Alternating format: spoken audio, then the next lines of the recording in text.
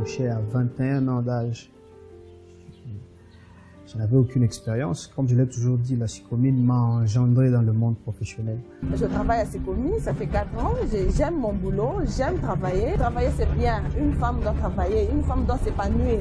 Une femme doit aussi se mettre capable de faire ce que l'homme peut faire. Quand quelqu'un aime premièrement son boulot, même pour venir au travail, il se sent à l'aise. Il travaille dans un bon environnement, il est content et je pense que cela affecte aussi la production. On a des travailleurs qui sont contents, on a une bonne production, on ne peut pas demander mieux. Et cet épanouissement est ce qu'il y a de plus commun au milieu de la communauté sicomine chez les femmes et les hommes. Il y a eu beaucoup de changements dans ma vie, le travail m'a épanoui. Avoir une source de revenus et un salaire décent qui m'a permis de m'organiser, d'avoir une vie décente, de vivre dans la dignité, d'être respecté dans la société. Et c'est déjà beaucoup.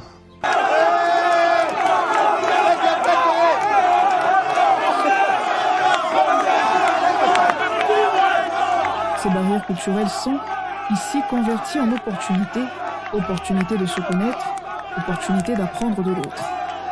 Chaque année, on organise des compétitions qui se passent au sein de la société. Il y a des jeux, il y a par exemple la course où on met chaque Congolais partenaire avec un Chinois pour favoriser la communication, l'entente mutuelle. À cause du Covid, cela ne se passe plus, mais la société a organisé aussi des voyages pour les Congolais qui allaient passer 1 mois ou 2 mois en Chine. Oui, juste pour ouvrir un peu les mondes, pour ouvrir un peu les mondes congolais, qu'ils puissent voir comment les Chinois vivent aussi, parce que les Chinois, eux, sont au Congo, ils voient comment ça se passe. En somme, les agents étoilés sont l'illustration pure de l'esprit travailliste, derrière les performances et l'ascension remarquable qui suscitent convoitise, l'émulation, l'envie de dépasser l'autre, voire de se dépasser soi-même. Jadis rêve des 2 nations liées par une amitié légendaire, la sino-congolaise des mines est devenue une fierté pour les 2 peuples. Sur place, elle contribue à l'agenda de création d'emplois, des emplois pour les jeunes, des emplois durables et qui transforment des vies. Je suis tellement à l'aise avec le travail que j'ai et je n'envie même pas d'aller ailleurs. Il m'a formé, il m'a donné une bonne formation et aujourd'hui, je suis capable d'exécuter les différentes tâches ici au labo. Et pour ça, je lui remercie et je lui demande de continuer toujours comme ça en aidant les jeunes. Ce projet est un projet porteur d'espoir pour la jeunesse. Puisque comme moi, j'étais très jeune, je suis jeune, j'ai eu ma chance. J'ai eu une opportunité inouïe que je ne pouvais pas avoir ailleurs, mais je l'ai eue ici. Aujourd'hui, la Sicomine m'a encadré, elle m'a formé. J'ai eu mon tour et la jeunesse doit comprendre que de tels projets sont des projets qui viennent pour diminuer le taux de chômage.